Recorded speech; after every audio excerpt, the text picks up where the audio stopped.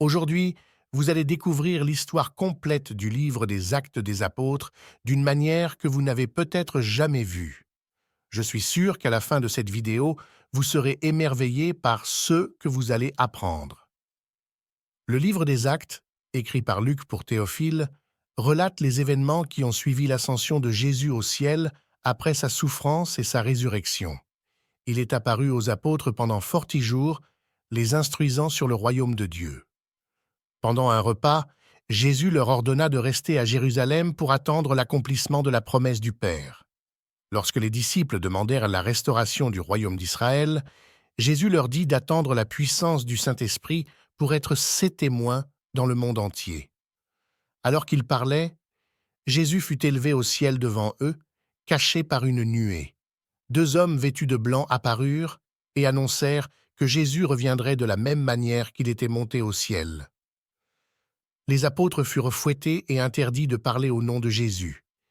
Ils sortirent joyeux de souffrir pour le nom de Jésus et continuèrent à enseigner et à proclamer son message quotidiennement. En raison d'une plainte entre les Juifs de langue grecque et hébraïque concernant la négligence des veuves dans la distribution des aliments, les 12 suggérèrent de choisir 7 hommes pour cette tâche, tandis qu'ils se consacreraient à la prière et à l'enseignement de la parole. 7 hommes furent choisis et chargés de cette responsabilité, dont Étienne, connu pour sa foi et la puissance de Dieu. Il accomplissait des signes et des merveilles, ce qui provoqua l'opposition de certains groupes juifs. Étienne fut accusé de blasphème, mais sa sérénité lors du procès impressionna tout le monde. Le grand prêtre interrogea Étienne sur les accusations portées contre lui et il commença respectueusement à raconter l'histoire depuis Abraham, le patriarche, jusqu'à Moïse. Il souligna comment Dieu a guidé le peuple d'Israël malgré la résistance et l'idolâtrie. Étienne réprimanda le peuple pour son endurcissement de cœur et sa résistance au Saint-Esprit, ce qui les mit en colère, les amenant à le lapider jusqu'à la mort. Pendant qu'Étienne priait pour eux, Saul était témoin et consentit à l'exécution d'Étienne, déclenchant une persécution contre l'Église à Jérusalem, dispersant les fidèles en Samarie. Tandis que Saul ravageait l'Église, des hommes pieux enterrèrent Étienne. Philippe, l'un des dispersés, prêchait l'Évangile en Samarie, où beaucoup furent guéris et libérés. Parmi les convertis se trouvait Simon, un pratiquant de sorcellerie émerveillé par les miracles de Philippe. En apprenant cela, les apôtres envoyèrent Pierre et Jean, qui imposèrent les mains aux croyants pour qu'ils reçoivent le Saint-Esprit. Impressionné, Simon tenta d'acheter ce pouvoir, mais fut réprimandé par Pierre. Pierre et Jean prêchèrent dans plusieurs villes samariennes avant que Philippe ne rencontre un eunuque éthiopien qu'il baptisa après lui avoir enseigné les Écritures. Philippe continua sa mission en prêchant dans d'autres villes, tandis que Saul persistait à menacer les disciples de Jésus. En route pour Damas, Saul eut une expérience extraordinaire. Une lumière céleste l'entoura, et il entendit la voix de Jésus lui demandant pourquoi il le persécutait. Surpris, Saul reçut l'instruction d'entrer dans la ville où il serait informé de son destin. Aveuglé et désorienté, Saul fut conduit à Damas, où il passa 3 jours sans manger ni boire. Pendant ce temps, à Damas, un disciple nommé Ananias fut guidé par le Seigneur pour restaurer la vision de Saul. Bien que réticent en raison de la réputation de Saul, Ananias obéit et guérit Saul, qui commença immédiatement à prêcher sur Jésus dans les synagogues. Malgré la méfiance initiale, Saul gagna en force et en conviction, confondant les Juifs par sa prédication. En parallèle, Pierre voyageait en accomplissant des miracles au nom de Jésus. Il guérit un paralytique à Lydda et ressuscita une disciple à Joppa, renforçant la foi dans la région et conduisant beaucoup à la conversion. Ces événements consolidèrent l'Église et démontrèrent la puissance de Dieu. Pendant ce temps, Pierre séjourna à Joppé, où il partagea le message de Jésus avec Simon, un tanneur local. Corneille, un centurion dévot, reçut une vision d'un ange qui lui ordonna d'envoyer des hommes à Joppé pour faire venir Pierre. Pendant ce temps, Pierre à Joppé eut une vision d'un drap avec des animaux impurs, étant instruit par le Saint-Esprit de ne pas considérer les gentils comme impurs. Lorsque les messagers de Corneille arrivèrent, Pierre les accompagna à Césarée. Là, Pierre prêcha au sujet de Jésus et le Saint-Esprit descendit sur les gentils, confirmant leur acceptation. Pierre les baptisa alors, témoignant de l'union entre juifs et gentils dans la foi en Christ. Les apôtres et les frères en Judée apprirent que les gentils avaient accepté la parole de Dieu. Pierre, de retour à Jérusalem, expliqua comment il avait été instruit par une vision divine de ne pas considérer les gentils comme impurs. Il raconta comment le Saint-Esprit était descendu sur eux pendant qu'il prêchait, et comment les disciples glorifièrent Dieu pour avoir accordé la repentance aux gentils. Pendant ce temps, les disciples dispersés en raison de la persécution prêchaient principalement aux Juifs. Mais certains commencèrent à prêcher aux Grecs à Antioche, et beaucoup se convertirent. L'Église de Jérusalem envoya Barnabas à Antioche, où il encouragea les fidèles et beaucoup se joignirent au Seigneur. Barnabas amena Saul à Antioche, et ensemble, ils enseignèrent à l'Église pendant 1 an. C'est là que les disciples furent appelés chrétiens pour la première fois. Des prophètes prédirent une grande famine, et les disciples à Antioche envoyèrent de l'aide aux frères en Judée par l'intermédiaire de Barnabas et Saul. À l'époque, le roi Hérode décida de persécuter les membres de l'Église, causant la mort de Jacques, frère de Jean, et emprisonnant Pierre. Pierre fut incarcéré sous forte garde, mais l'Église priait fervemment pour lui. La veille du procès, un ange libéra Pierre de la prison, le guidant dehors sans être remarqué. Pierre réalisa que Dieu l'avait libéré et se rendit à la maison de Marie, où les fidèles étaient en prière. Après sa libération, Pierre raconta son expérience et partit pour un autre endroit. Hérode, frustré par la fuite de Pierre, exécuta les gardes. Plus tard, à Césarée, Hérode fut acclamé comme un dieu, et parce qu'il n'avait pas rendu gloire à Dieu, il fut frappé par une maladie et mourut. Paul et ses compagnons travaillèrent ensemble pour prêcher l'Évangile à Corinthe.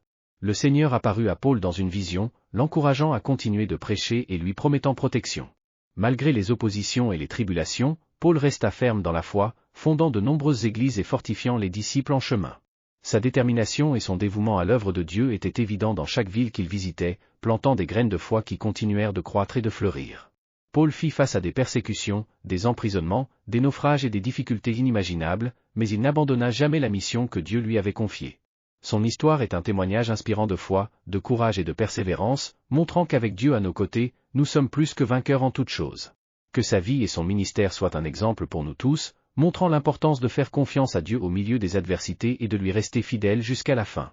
Il débattait dans la synagogue chaque sabbat, persuadant tant les Juifs que les Grecs. Lorsque Silas et Timothée arrivèrent de Macédoine, Paul se consacra entièrement à la prédication, témoignant aux Juifs que Jésus était le Christ. Faisant face à la résistance et aux malédictions, Paul décida de diriger son message vers les gentils. Il se rendit chez Titius Justus, un homme craignant Dieu qui habitait à côté de la synagogue. Crispus, le chef de la synagogue, et toute sa famille crurent au Seigneur et furent baptisés, ainsi que de nombreux Corinthiens qui entendirent le message. Une nuit, le Seigneur apparut à Paul dans une vision, lui assurant protection et qu'il avait de nombreuses personnes dans la ville. Ainsi, Paul resta à Corinthe pendant 1 an et demi, enseignant la parole de Dieu. Lorsque Gallion était proconsul d'Achaïe, les Juifs amenèrent Paul au tribunal, l'accusant de prêcher une religion contraire à la loi. Gallion refusa de s'impliquer, considérant la question comme une dispute interne juive, et les expulsa du tribunal. Ensuite, les Juifs battirent Sosthène, le chef de la synagogue, sans que Gallion prenne de mesures. Après quelque temps à Corinthe, Paul prit congé des frères et navigua vers l'Asie avec Priscille et Aquila.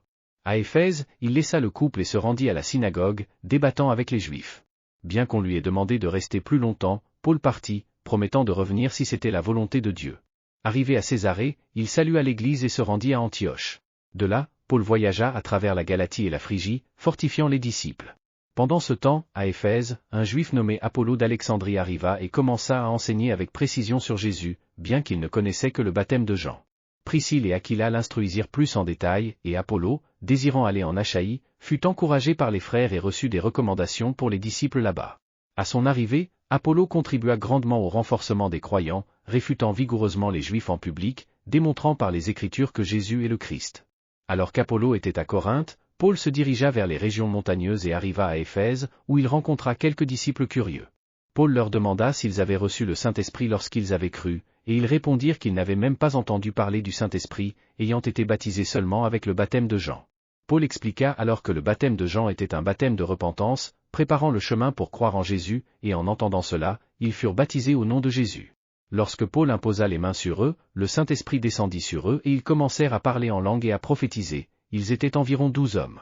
Paul entra alors dans la synagogue, et pendant 3 mois, argumenta de manière persuasive sur le royaume de Dieu, mais certains s'opposèrent et refusèrent de croire, diffamant le chemin devant la foule. Face à cela, Paul s'éloigna d'eux et commença à enseigner quotidiennement dans l'école de Tyrannus, continuant pendant 2 ans, de sorte que tous les habitants de la province d'Asie, tant juifs que grecs, entendirent la parole du Seigneur. Pendant ce temps, Dieu accomplit des miracles extraordinaires par l'intermédiaire de Paul, au point que même les mouchoirs et les tabliers qu'il avait utilisés étaient apportés aux malades, qui étaient guéris de leur maladie et libérés des esprits malins. Certains exorcistes juifs tentèrent d'invoquer le nom de Jésus sur les possédés en utilisant le nom de Paul, mais l'esprit malin reconnut Jésus et Paul et les expulsa violemment. Cela devint largement connu parmi les Juifs et les Grecs à Éphèse, entraînant la crainte et l'exaltation du nom de Jésus. Ceux qui crurent confessèrent et renoncèrent publiquement à leurs pratiques occultes, brûlant leurs livres, pour une valeur considérable. Ainsi, la parole du Seigneur se répandait et se fortifiait de plus en plus. Après ces événements, Paul décida, guidé par l'Esprit, de se rendre à Jérusalem, passant par la Macédoine et l'Achaïe, et exprima le désir de visiter également Rome. Il envoya Timothée et Éraste en Macédoine et resta encore quelque temps en Asie. Pendant ce temps, un grand tumulte éclata à Éphèse à cause du chemin. Un orfèvre nommé Démétriu, qui fabriquait des miniatures en argent du temple d'Artémie, convoqua les artisans et les ouvriers de cette profession, les avertissant des pertes financières qu'ils subissaient à cause de la prédication de Paul. La ville entière fut en émoi et beaucoup de personnes furent traînées au théâtre, y compris Gaius et Aristarque, compagnons de Paul. Paul voulait se présenter à la foule, mais ses disciples l'en empêchèrent, craignant pour sa sécurité. Certains dirigeants de la province envoyèrent des messages à Paul, lui conseillant de ne pas se montrer au tumulte. La confusion régna dans le théâtre et pendant 2 heures d'affilée, la foule cria fervemment des louanges à Artémie. Enfin, le greffier de la ville parvint à calmer l'assemblée et mit fin au tumulte. Après la fin du tumulte, Paul réunit les disciples, les encouragea et partit pour la Macédoine.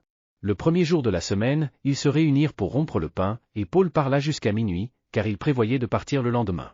Pendant son long discours, un jeune homme nommé Eutychus, qui était assis à une fenêtre, s'endormit et tomba du 3e étage, étant donné pour mort. Cependant, Paul l'embrassa et dit qu'il était vivant. Après cela, Paul rompit le pain et continua de parler jusqu'à l'aube, avant de reprendre son chemin. Quelques jours plus tard, un prophète nommé Agabus vint de Judée et, en rencontrant Paul, prit sa ceinture et s'attachant les mains et les pieds, dit, « Ainsi dit le Saint-Esprit, les Juifs à Jérusalem liront de cette manière le propriétaire de cette ceinture et le livreront aux gentils. » En entendant cela, le peuple implora Paul de ne pas aller à Jérusalem, mais Paul répondit, « Pourquoi pleurez-vous et brisez-vous mon cœur? Je suis prêt non seulement à être lié, mais aussi à mourir à Jérusalem pour le nom du Seigneur Jésus. » Comme ils ne purent le dissuader, ils abandonnèrent et dirent, « Que la volonté du Seigneur soit faite. » Le jour suivant, Paul alla rencontrer Jacques et tous les anciens étaient présents. Paul les salua et relata en détail ce que Dieu avait fait parmi les gentils par son ministère. En entendant cela, ils louèrent Dieu et dirent à Paul, « Vois, frère, combien de milliers de Juifs ont cru, et ils sont tous zélés pour la loi. Mais ils ont été informés que tu enseignes à tous les Juifs parmi les gentils d'abandonner Moïse, leur disant de ne pas circoncire leurs enfants ni de vivre selon nos coutumes. Que ferons-nous? Ils sauront certainement que tu es arrivé. Fais donc ce que nous te disons, il y a parmi nous 4 hommes qui ont fait un vœu. Joins-toi à eux et purifie-toi avec eux, en payant les dépenses pour qu'ils se rasent la tête, ainsi, tout le monde saura qu'il n'y a rien de vrai dans ce qu'ils disent de toi, mais que tu continues à vivre en obéissance à la loi. » Le jour suivant, Paul accompagna ces hommes et se purifia avec eux. Ensuite, il alla au temple pour déclarer l'achèvement des jours de purification et l'offrande qui serait faite en leur faveur. Quand les jours de purification étaient presque terminés, quelques Juifs de la province d'Asie, voyant Paul dans le temple, incitèrent toute la foule. Ils le saisirent en criant, « Israélites, aidez-nous! Voici l'homme qui enseigne partout et à tout le monde contre notre peuple, contre notre loi et contre ce lieu. De plus, il a fait entrer des Grecs dans le temple et a profané ce lieu saint. » Toute la ville fut en émoi, et une foule se rassembla. Ils saisirent Paul et le traînèrent hors du temple, et les portes furent immédiatement fermées. Alors qu'ils cherchaient à le tuer, la nouvelle parvint au commandant des troupes romaines que tout Jérusalem était en émeute. Il prit immédiatement des officiers et des soldats et courut au milieu de la foule. Quand ils virent le commandant et les soldats, ils arrêtèrent de frapper Paul. Le commandant arrêta Paul, ordonna qu'il soit lié de 2 chaînes et demanda qui il était et ce qu'il avait fait. Certains dans la foule criaient une chose, d'autres une autre. En raison du tumulte, le commandant ordonna que Paul soit emmené à la forteresse. En arrivant aux escaliers, la violence de la foule était telle qu'il dut être porté par les soldats. La foule continuait de crier, « Tuez-le !» Alors qu'ils allaient l'emmener dans la forteresse, Paul demanda au commandant, « Puis-je te dire quelque chose ?» Le commandant répondit, « Tu parles grec? N'es-tu pas l'Égyptien qui a récemment provoqué une révolte et emmené 4000 assassins dans le désert ?» Paul répondit, « Je suis juif, citoyen de Tarse, une ville importante de Cilicie. Permets-moi de parler au peuple. » Ayant reçu la permission, Paul s'adressa à la foule en araméen, « Frères et pères, écoutez ma défense. » Lorsque la foule entendit qu'il parlait en araméen, ils se firent tous silencieux. Paul continua, « Je suis juif, né à Tars en Cilicie, mais élevé dans cette ville. J'ai reçu une éducation rigoureuse sous la tutelle de Gamaliel, selon la loi de nos ancêtres, et j'étais aussi zélé pour Dieu que vous l'êtes tous aujourd'hui. J'ai persécuté les adeptes de ce chemin jusqu'à la mort, emprisonnant hommes et femmes. Comme peuvent en témoigner le grand prêtre et tout le Sanhédrin, j'ai obtenu 2 des lettres pour nos frères à Damas, et je suis parti là-bas pour ramener à Jérusalem ceux qui y étaient, afin qu'ils soient punis. Vers midi, alors que je m'approchais de Damas, une lumière éclatante venant du ciel brilla autour de moi. Je tombai par terre et j'entendis une voix me dire, « Saul, Saul, pourquoi me persécutes-tu » Je demandai, « Qui es-tu, Seigneur » Il répondit, « Je suis Jésus de Nazareth, que tu persécutes. » Ceux qui étaient avec moi virent la lumière, mais n'entendirent pas la voix de celui qui me parlait.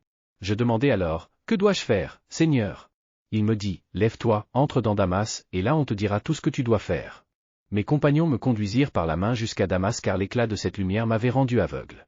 Un homme nommé Anania, un fidèle observateur de la loi, vint me voir, et se tenant à mes côtés, dit, « Frère Saul, recouvre la vue. » Et à ce moment-là, je pus le voir. Il ajouta, « Le Dieu de nos ancêtres t'a choisi pour connaître sa volonté, voir le juste et entendre sa voix. Tu seras son témoin devant tous les hommes de ce que tu as vu et entendu. Et maintenant, pourquoi tardes-tu? Lève-toi, sois baptisé et purifie-toi de tes péchés en invoquant son nom. » Partout, nous reconnaissons avec une profonde gratitude ses bienfaits. Cependant, pour ne pas te consommer plus de temps, je demande que tu nous écoutes brièvement. Nous avons constaté que cet homme est un agitateur, qui cause des troubles parmi les Juifs dans le monde entier. Il est le chef de la secte des Nazaréens et il a même tenté de profaner le temple. C'est pourquoi nous l'avons accusé et voulu le juger selon notre loi. Cependant, le commandant Lysia est intervenu et l'a retiré de nos mains avec grande force, ordonnant à ses accusateurs de se présenter. Si tu le souhaites, tu peux l'interroger toi-même pour vérifier la véracité de nos accusations contre lui. Les Juifs confirmèrent les accusations, assurant qu'elles étaient vraies. Quand Félix fit signe à Paul de parler, il commença sa défense. « Je reconnais que, depuis des années, tu es juge de cette nation et, pour cette raison, je défends ma cause avec bonne conscience. Il y a moins de 12 jours, je suis monté à Jérusalem pour adorer Dieu et mes accusateurs ne peuvent prouver ce dont ils m'accusent maintenant. » Agrippa et Bérénice arrivèrent à Césarée pour saluer Festus. Comme ils restèrent là plusieurs jours, Festus exposa le cas de Paul au roi. Il expliqua que les dirigeants juifs l'avaient accusé, mais n'avaient pu prouver quoi que ce soit. Festus espérait entendre une accusation claire à envoyer avec Paul à Rome. Agrippa exprima son intérêt à entendre Paul, et Festus accepta de tenir une audience le lendemain. Le lendemain, Agrippa et Bérénice, accompagnés d'autorités et de notables de la ville, entrèrent dans la salle d'audience sur ordre de Festus. Paul fut amené par Festus. Alors le roi Agrippa et tous les présents prirent la parole. « Voyez cet homme. Toute la communauté juive m'a demandé de le condamner à mort, mais j'ai découvert qu'il n'a commis aucun crime digne de mort. Cependant, comme il a fait appel à l'empereur, j'ai décidé de l'envoyer à Rome. Je n'ai toujours pas d'accusation claire à envoyer avec lui, c'est pourquoi je l'ai amené devant vous, spécialement devant toi, roi Agrippa, pour qu'après cette enquête, j'ai quelque chose à écrire à l'empereur, car il n'est pas raisonnable d'envoyer un prisonnier sans préciser ses accusations. » Alors, Agrippa s'adressa à Paul en disant, « Tu as la permission de te défendre, et Paul, levant la main, commença sa défense. Au roi Agrippa, je me considère privilégié de me tenir devant toi aujourd'hui pour me défendre contre toutes les accusations des Juifs, surtout parce que je reconnais que tu es bien informé de toutes les coutumes et disputes parmi eux. Par conséquent, je te prie de m'écouter avec patience. Tous les Juifs connaissent ma vie depuis ma jeunesse, tant dans mon pays natal qu'à Jérusalem. Ils peuvent témoigner, s'ils le veulent, que j'ai vécu comme pharisien, suivant strictement les préceptes de notre religion. Maintenant, je suis jugé à cause de mon espérance en les promesses faites par Dieu à nos ancêtres. C'est cette même espérance que les 12 tribus d'Israël servent avec ferveur jour et nuit. C'est pour cette espérance, ô roi, que je suis accusé par les Juifs. Pourquoi trouve-t-il si incroyable que Dieu puisse ressusciter les morts? Moi aussi, je pensais devoir faire tout ce qui était en mon pouvoir pour m'opposer au nom de Jésus de Nazareth. C'est ce que j'ai fait à Jérusalem, avec l'autorisation des principaux prêtres, quand j'ai jeté beaucoup de saints en prison et que j'ai voté contre eux lorsqu'ils étaient condamnés à mort. Souvent, je les ai punis dans les synagogues et j'ai essayé de les forcer à blasphémer. Dans ma fureur contre eux, je les ai persécutés même dans des villes étrangères. Lors d'un de ces voyages, me rendant à Damas avec l'autorisation des principaux prêtres, vers midi, j'ai vu une lumière venant du ciel, plus brillante que le soleil, qui m'entourait, moi et ceux qui étaient avec moi. Nous sommes tous tombés par terre et j'ai entendu une voix qui me parlait en araméen. « Saul, Saul, pourquoi me persécutes-tu? Il est difficile pour toi de résister aux aiguillons. » Alors j'ai demandé, « Qui es-tu, Seigneur ?» Et le Seigneur a répondu, « Je suis Jésus, que tu persécutes. Maintenant, lève-toi et tiens-toi debout. Je suis apparu à toi pour te désigner comme serviteur et témoin, tant de ce que tu as vu que de ce que je te montrerai. Je te délivrerai de ton propre peuple et des gentils, vers lesquels je t'envoie, pour ouvrir leurs yeux et les tourner des ténèbres à la lumière et du pouvoir de Satan à Dieu, afin qu'ils reçoivent le pardon des péchés et une part d'héritage parmi les sanctifiés par la foi en moi. C'est pourquoi, ô roi Agrippa, je n'ai pas désobéi à la vision céleste. J'ai d'abord prêché à Damas, puis à Jérusalem, dans toute la Judée et aussi aux gentils, les exhortant à se repentir et à se tourner vers Dieu, en prouvant leur repentance par leurs œuvres. C'est pour cette raison que les Juifs m'ont arrêté dans le temple et ont tenté de me tuer. Mais jusqu'à ce jour, j'ai eu l'aide de Dieu, et c'est pourquoi je me tiens ici, pour témoigner aux petits et aux grands. Je ne dis rien de plus que ce que les prophètes et Moïse ont prédit, que le Christ souffrirait, étant le premier à ressusciter des morts, proclamerait la lumière à son propre peuple et aux gentils. À ce moment, Festu interrompit la défense de Paul et s'exclama d'une voix forte, « Paul, tu es fou. Ton grand savoir te fait perdre la tête. » Paul répondit, « Je ne suis pas fou, excellent Festu. Ce que je dis est vrai et raisonnable. Le roi est au courant de ces choses, et je peux parler librement devant lui. Je suis certain qu'il en est informé, car rien de tout cela ne s'est passé en cachette. Roi Agrippa, crois-tu aux prophètes? Je sais que tu y crois. » Agrippa dit à Paul, « Penses-tu qu'en si peu de temps, tu pourrais me persuader de devenir chrétien? » Paul répondit, « Que ce soit en peu de temps ou en beaucoup, je prie Dieu que non seulement toi, mais aussi tous ceux qui m'écoutent aujourd'hui, deviennent comme moi, à l'exception de ces chaînes. » Alors le roi se leva, et avec lui le gouverneur, Bérénice, ainsi que ceux qui étaient assis avec eux. En sortant, ils se disaient entre eux, « Cet homme n'a rien fait qui mérite la mort ou la prison. » Agrippa dit à Festu, « Cet homme aurait pu être libéré s'il n'avait pas fait appel à César. » Paul, avec d'autres prisonniers, embarqua sur un navire en direction de l'Italie, sous la supervision du centurion Julius. Pendant le voyage, ils rencontrèrent des difficultés en raison des vents contraires et des tempêtes. Paul avertit des dangers du voyage, mais il ne fut pas écouté.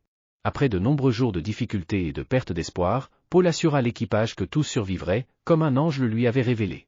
Après un long et tumultueux voyage, le navire fit naufrage, mais tous à bord atteignirent la côte en sécurité. Paul, Silas et Timothée débarquèrent sur l'île de Malte, où ils furent chaleureusement accueillis par les habitants. En aidant à allumer un feu, Paul fut mordu par une vipère venimeuse, mais il n'en souffrit aucun mal. Il guérit le père de Publius, qui était malade, ainsi que d'autres malades de l'île. Après 3 mois, ils partirent pour Rome, où ils furent accueillis par des frères dans la foi. Paul eut la permission de vivre dans une maison avec un soldat pour le garder. 3 jours après son arrivée, il convoqua les chefs des Juifs et leur expliqua sa situation. Pendant 2 ans, Paul demeura dans sa propre maison, prêchant le royaume de Dieu et enseignant au sujet de Jésus-Christ. J'espère que vous avez apprécié ce qui a été enseigné ici, dans tous les chapitres du livre des Actes des Apôtres. Laissez votre commentaire sur ce que vous en avez pensé. Si vous n'avez pas encore accepté Jésus comme votre sauveur, il est temps de vous repentir. Il peut changer votre avenir, votre histoire, enlever toute tristesse, toute solitude et vous apporter ce dont vous avez besoin. Ouvrez votre cœur et ayez foi en Dieu, il vous écoutera. Ensuite, trouvez une église de bonne réputation qui suit la parole de Dieu et rejoignez les frères pour accomplir l'unité de la foi et l'édification du corps de Christ. Si vous avez aimé la vidéo, n'oubliez pas de l'aimer, de vous abonner à la chaîne et de laisser un commentaire. Que Dieu bénisse votre vie.